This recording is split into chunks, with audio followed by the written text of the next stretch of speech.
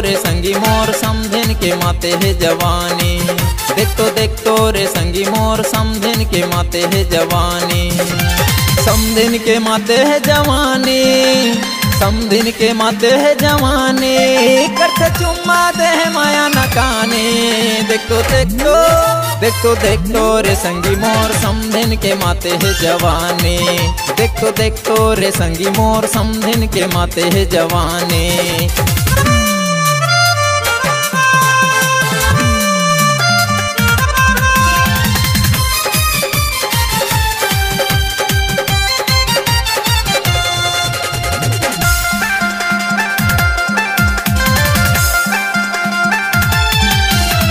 नागिन जैसे बाल ये कर हिरनी का चाल।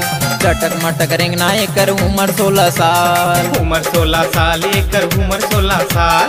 चटक मटक रेंगना ये कर उम्र 16 साल। गोरी गोरी डाल ये कर होंठ लाले लाल। पातर पातर कन्या ये कर करते बवाल। करते बवाल ये कर करते बवाल। पातर पातर कन्या ये कर करते बवाल। जम्मो टूरा के बने ये हर दीवानी। ये हर दीवानी जी ये हर दीवानी।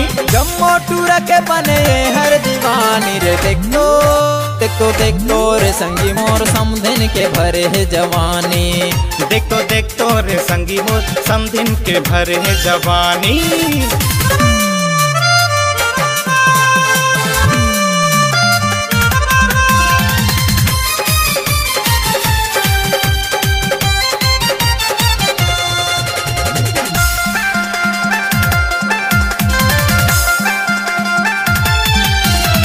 नाक मन्ना धुनी सोहे बेनी मगजरा।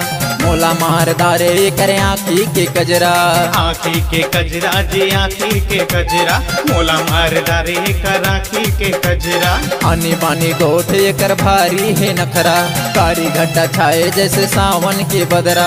सावन के बदरा जी सावन के बदरा। कारी घटा छाए जैसे सावन के बदरा।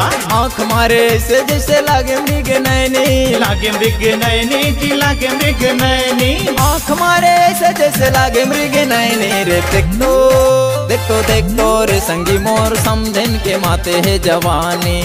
देख तो रे संगी मोर समधिन के भरे है जवानी।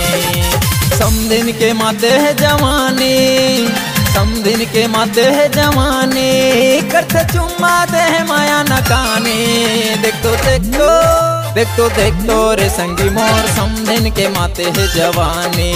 देख तो रे संगी मोर समधिन के माते है जवानी। देख तो रे संगी मोर समधिन के माते है जवानी। देख तो रे संगी मोर समधिन के माते है जवानी। देख तो रे संगी मोर समधिन के माते है जवानी। देख तो रे संगी मोर समधिन के माते है जवानी। देख तो रे संगी मोर समधिन के भरे है जवानी।